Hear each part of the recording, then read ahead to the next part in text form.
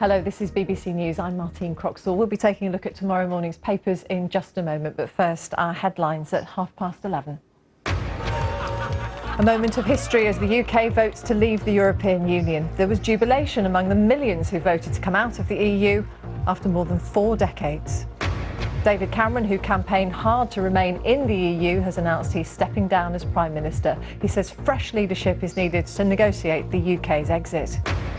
A leading figure in the exit campaign, Boris Johnson, paid tribute to the outgoing Prime Minister, but hailed the Leave victory as providing a glorious opportunity for Britain. On the markets, British bank shares lost nearly a third of their value before rallying in the afternoon. There have been warnings that petrol prices are likely to rise because of the pound's fall against the dollar. There are questions for the future of the UK too, as Nicola Sturgeon used Scotland's overwhelming vote to remain to raise the possibility of another referendum on Scottish independence.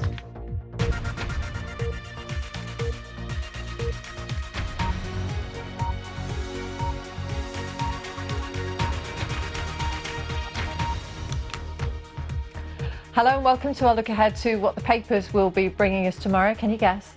With us here in the studio, Toby Young, Associate Editor for The Spectator and political commentator Joe Phillips. And joining us from Edinburgh this evening is David Torrance, columnist for The Herald. Welcome to you all.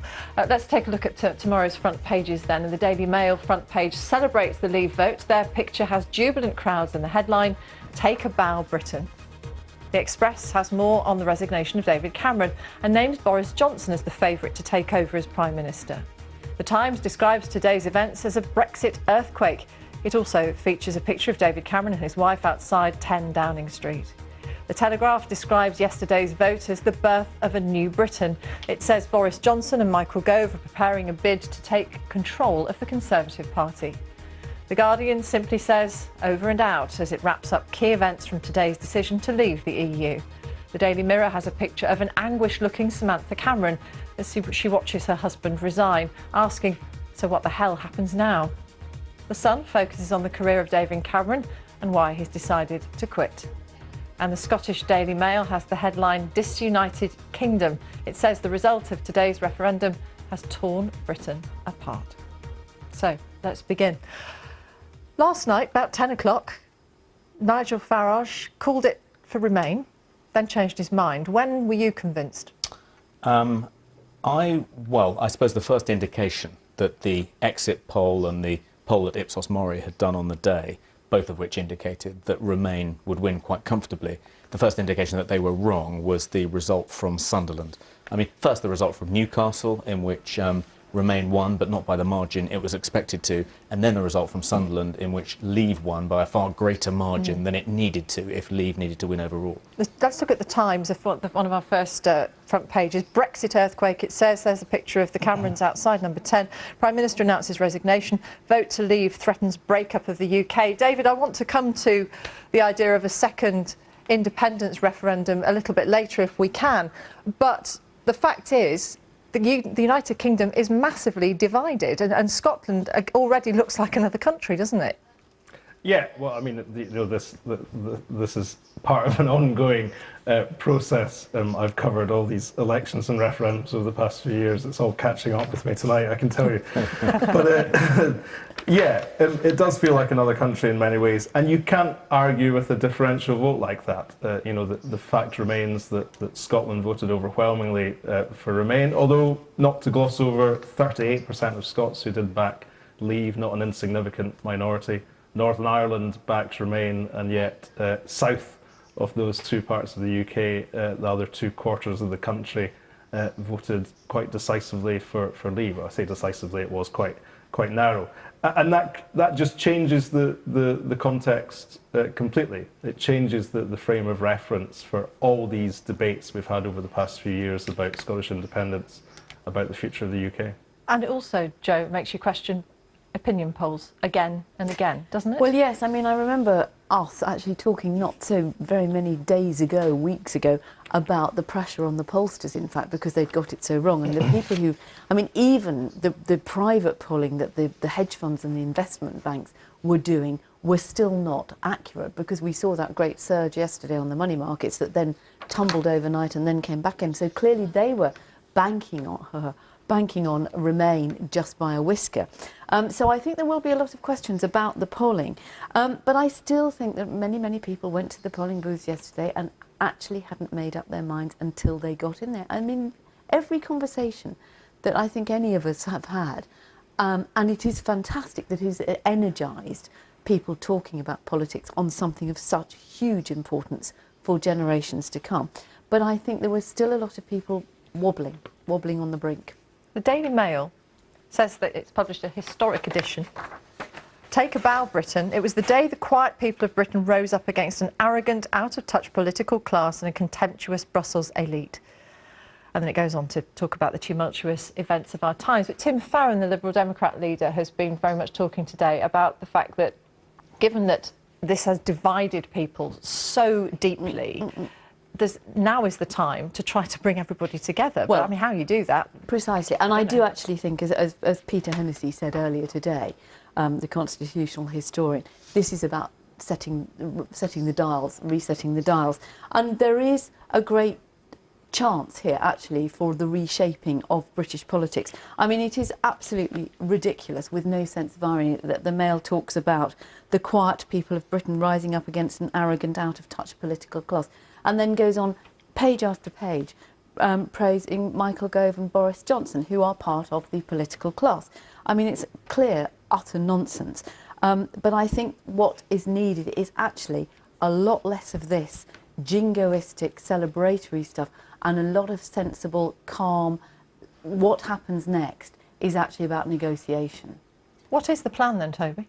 Well, just to come back on what Jo just said, I mean, it's true, of course, that Michael Gove and Boris Johnson are members of the political class, but I think it's also true that they did manage to harness a popular revolt against the establishment. And one of the reasons Remain didn't do better is because David Cameron made no attempt to try and dress up the Remain campaign as anything other than the establishment defending lies like the status quo. £350 million to the... But I don't think David Cameron made a mistake in presenting it as the establishment wanting you to do this and lining up the IMF, the ACD, the President of the United States, the Bank of England, the Treasury, and so on and so forth. And it enabled, I think, Boris and Michael to whip up popular resentment against elites. And it's not just a phenomenon confined to Britain. You see it in America, you see it across Europe as well. But how much of the winners been able to celebrate, Toby, today, given the fact that immediately Nigel Farage was asked, so when does the NHS get this £350 million a week? When does the immigration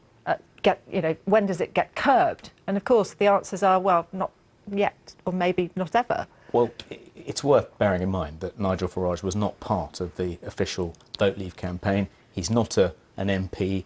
We aren't about to find ourselves in Farage's Britain with Farage in 10 Downing Street. But so a lot of scaremongering. people will actually say that Nigel Farage has done those very things that you've just said, and the day that the Daily Mail is saying here that he's the person that's energised and got people, and actually, if it wasn't for him and the perceived rise of UKIP, we wouldn't have had a referendum. David Torrance, I mean, obviously Scotland went through this with a pretty close vote with the independence referendum. Arguably, Scotland was very divided, and how deeply have those divisions remained over the last few months? Well, there's two pretty polarised accounts of recent history. Those who voted no will tell you it was all very divisive and unpleasant and nasty, and that lingers. Those on the losing side, those who voted yes, will tell you it was a festival of democracy and it was joyous and uplifting and all the rest of it. And the truth, of course, is somewhere in between. Both of those accounts are caricatures. And in a binary choice, in a polarised referendum, which is essentially about, the existential question, of who you are, your identity, and the future of the country or part of the country you inhabit. Of course, it's going to be divisive. There's no way around that. There is no room for nuance or a sort of middle way. And yeah, I mean, my overwhelming sense during this sort of turbocharged referendum campaign was of déjà vu. Even the lines were the same: best of both worlds, better together. The sort of delegitimization of experts and the media and the facts, is all horribly familiar. But, there were good sides as well. The turnout in this referendum was high, slightly less so in Scotland.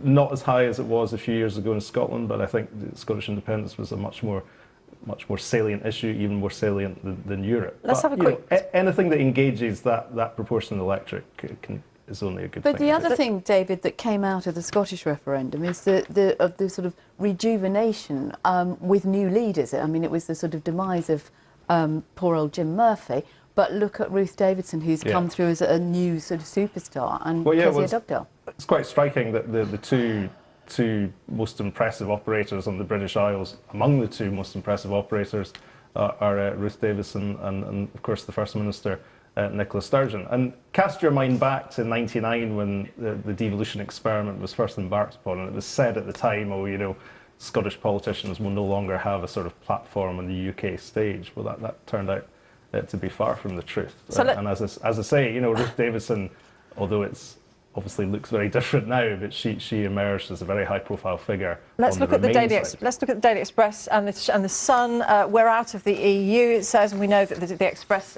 now that's colours to the mast pretty early on. Special souvenir edition. It says Cameron quits, Boris next PM. Well, we don't know. Then we've got the Sun. Exclusive reason Cam quit. Why should I do the hard beep? We can gloss over that one. Thierry, Prime Minister, didn't want Brexit grief. I mean, why should he hang around? Well, I think given that he doesn't believe in Britain's withdrawal from the European Union, and given that there is going to be a lot of hard work to be done to work out what the new settlement is, what the new relationship is between Britain and the EU, it's understandable that he didn't want to do that, particularly as he's already announced that he's going to go anyway. But he's the one who's responsible for bringing us the referendum in the first place. He didn't need to. He won the election. He could have said, look, I'm here to govern, and I'm saying that we're staying in, couldn't he? Yeah, he might not have won the election if he hadn't agreed to hold a referendum, and to a certain extent that did shoot the UKIP fox.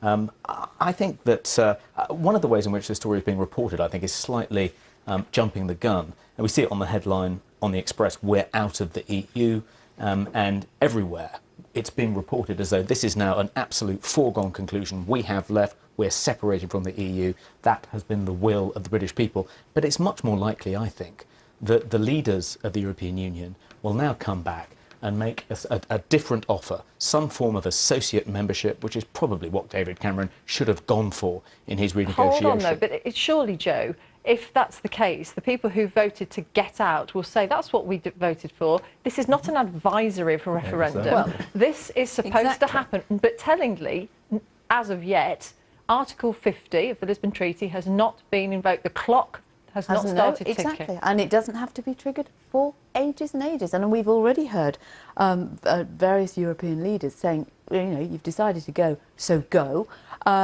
And you can understand they want to do it. You can also understand the thinking behind making it very complicated for us to leave, because there's a well of opinion in other European countries, as we've seen by the congratulations from Marine Le Pen and other right-wing parties, to try and dissuade other nations from doing the same.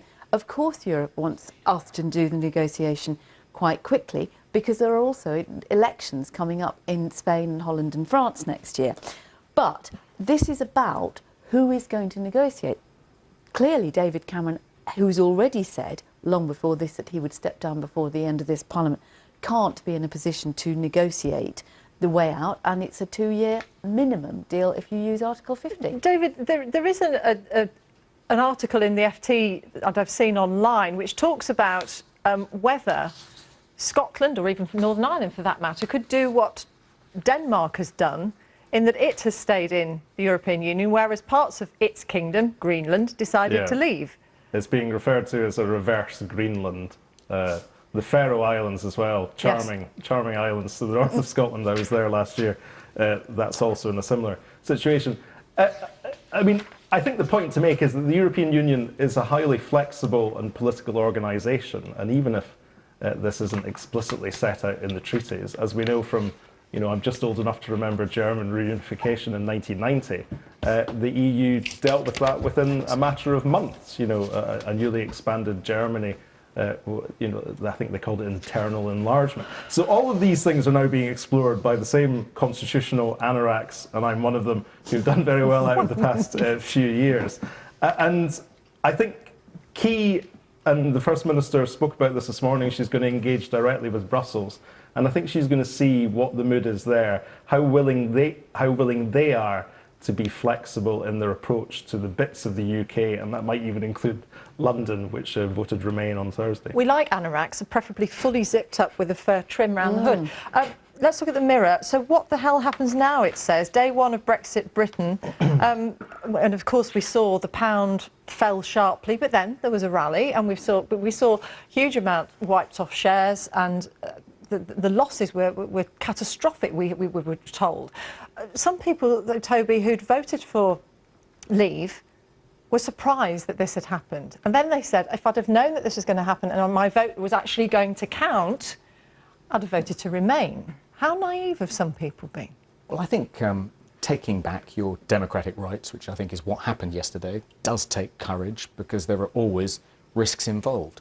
And sometimes, the following day, when you become more aware of what those risks are, you might have a bit of buyer's remorse. But I think in time, people won't regret the decision they made yesterday. And the FTSE 100 did, as you say, not only rally, but it finished 2% up on the week. But what's the plan? Because I heard Brexit campaigners saying, well, what we need to do is gather round us some experts, business leaders and lawyers. Yeah. But a lot of people were saying the reason I voted to leave was that I'm sick of hearing from experts. Well, the plan, as Boris set it out in his original column in the Daily Telegraph, in which he declared that he would be campaigning for Leave, was to try and get the British public to reject the EU in the hope that the EU would then come back with an offer, not just for us, but for everyone who doesn't want to be part of the Eurozone, of associate membership. And I think the reason I think that would fly, in spite of the result, is because the result was so close. You can't have an outcome which just favours one side. It's got to be a compromise of one kind, an associate membership. Because it was quite close, It was so close, it would be a compromise. Okay. I think there would then be a second referendum to decide whether or not to embrace the new offer on the table. And I don't think that Nicola Sturgeon is going to trigger a second indie ref before she knows what the final agreement between Britain and the European Union is going to be. Wouldn't that be sensible, Joe? Well, of course it would. But it is high stakes, and not until if Article 50 hasn't been triggered. And it would be high stakes. I mean, it would be extremely high stakes, and it would be sensible because, to go back to your analogy, there should be a buyer's cooling off period, and it is 14 days, frightening. Did you want to take out the extra warranty, madam? Not at that price. No, all right.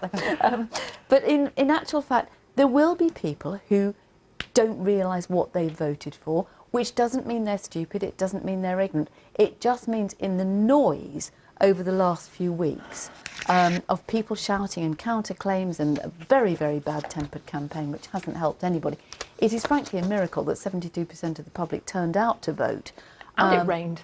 And it rained. Well, yes, but I mean, all of those that things does count. They do count against people turning out, don't they, so usually? there is clearly a huge interest, and now what there needs to be is a bit of time and reflection with precisely that. But, does Europe want us to stay that badly? Well, Do they want Boris Johnson as a Prime Minister or Jeremy Corbyn? I think unless they do come up with some kind of two-tier membership system within the EU is destined to collapse, because there's no appetite amongst the publics of so many European countries to be part of the United States of Europe. Let's look at this, pages 6 and 7 of the Mail. Will Boris grab the crown? And then it talks about who the runners and riders are for people who may or may not want to throw their hat in the ring. David, how is this looked upon? I mean, we know that the Conservatives, in Westminster elections don't do well. Who's the money on up there for becoming and the Labour leader for that matter? Because Jeremy Corbyn isn't necessarily looking particularly safe, is he? Well, yeah, but this again highlights the growing sort of distance between Scotland and England. Ruth Davidson, you remember, just a few days ago was having a very, what seemed like an effective pop at Boris Johnson in Wembley Stadium.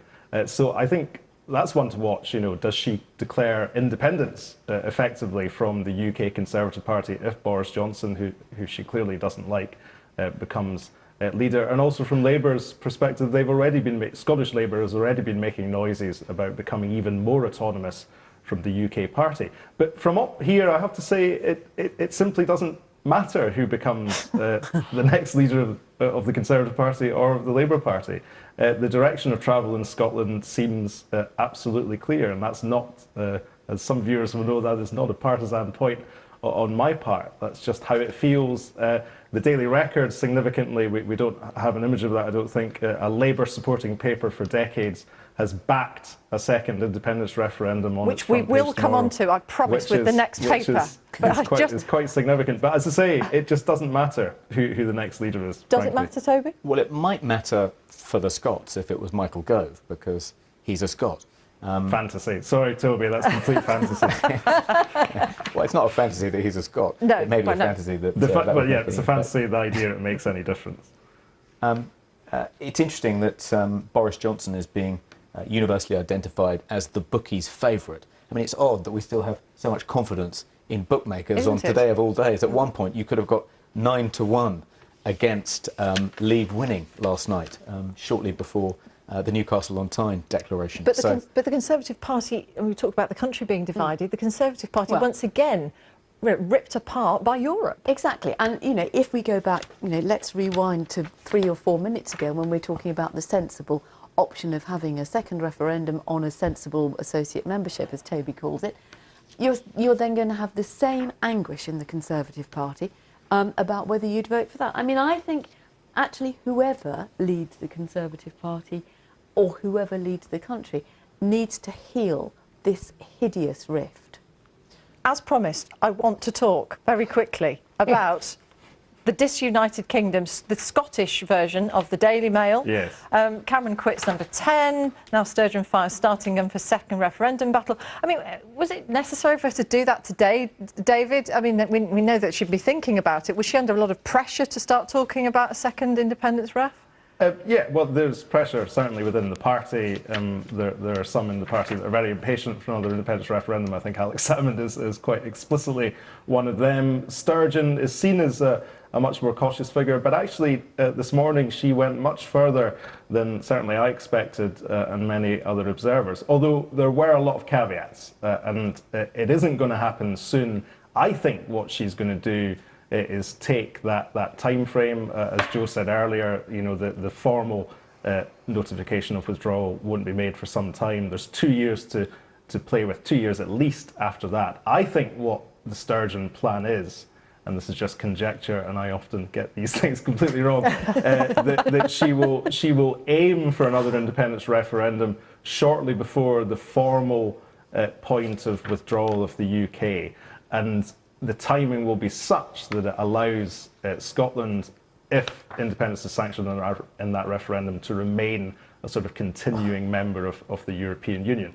I have to emphasise the idea that any of that is straightforward or easy is not the case, and indeed the First Minister made that point this morning. Toby? I think she'll find it quite difficult to do that. For one reason, the Prime Minister announced today that she would be involved in the negotiation process. But that makes it easier. Well, in some ways it makes it more difficult. She has a direct involvement in the process. But it makes it harder if she's sanctioned the final settlement to then urge the Scottish people to reject it. I think another reason she'll find it difficult to call a second Indy ref is because if the choice is between a United Kingdom which has a new and better relationship with the EU, or Scotland becoming independent and joining the EU, it'd be like a choice between being part of a democratic union and being part of an undemocratic union in which Scotland has much less sovereignty than it has at present. And a democratic union with a hereditary head of state and a nearly all-appointed and partly hereditary upper house. Let's just quickly, I've got a couple of minutes, that's all. Look at Libération, the French newspaper. Good luck, it says, with a picture of Boris hanging from a zip wire. It says... I can tell you what it says. Stunned, United, paralysed, actually. Paralysed, yes. United Kingdom, and many questions. Yeah, many questions in the EU, in the countries in the EU after victory, the 51.9% for Brexit, led by Boris Johnson. I mean, notamment. You could argue whether this is tongue-in-cheek, good luck, a man on a zip wire looking like a complete... Better Boris Johnson than Marine Le Pen, who is currently the front runner to win the presidential election next year. They are cheering this, and that's the worry. Toby, that's the real worry. Let us finally look at the Daily Telegraph, and one comment each from you, if you would. Somebody reading the news. Good evening. Aliens didn't land on Earth and Elvis wasn't found alive, but everything else happened. It has been monumentally surprising for so many people, David, hasn't it? Yeah. And to clinch it all, Donald Trump was in Scotland today. He arrived this morning, seemingly unaware of the fact that different parts of the UK had voted a different way. So yeah, we didn't have aliens or Elvis, but we had Donald Trump. Very quickly, Joe and Toby. Well, I think it's been astonishing. I mean, it is nothing like a general election that all of us have covered. A staggering day, and what will happen over the next few weeks will be even more interesting. And one of the peculiarities to add to the Trump thing is that Independence Day came out yesterday, the sequel to the original movie. I'm taking my kids to see it tomorrow. Thank you all. David Torrance in Edinburgh, Toby Young and Joe Phillips, thank you all very much. I know you're rather tired after the exertions of the last 24 hours. We appreciate you being here tonight. Coming up next, it's time for the weather forecast.